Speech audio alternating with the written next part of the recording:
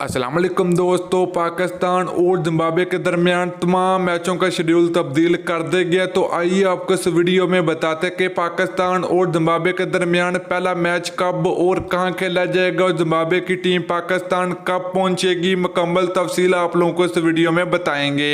तो प्यारे से भाइयों के चैनल पर फर्स्ट टाइम है तो बराए मेहरबानी बिल्कुल फ्री में चैनल को सब्सक्राइब कर दें और साथ लगी बेल आइकन जरूर एबल कर देनी है।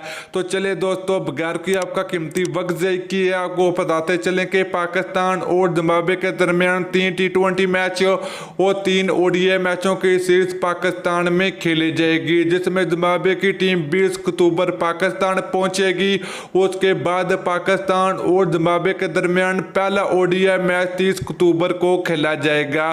तो दोस्तों ये मैच रावलपिंडी के स्टेडियम में खेला जाएगा। तो इसके बाद अगर बात करें दोस्तों T20 सीरीज की, तो पहले पाकिस्तान और जिम्बाब्वे के दरमियान 3 T20 मैचों की सीरीज मुल्तान के स्टेडियम में खेली जानी थी, मगर अब ये मैच लाहौर में खेले जाएंगे। दोस्तों पाकिस्तान और जिम्बाब्वे के दरमियान 3 T20 मैचों की सीरीज का पहला T20 मैच 7 नवंबर को लाहौर में खेला जाएगा। तो दूसरा T20 मैच 8 नवंबर को ये भी लाहौर में खेला जाएगा।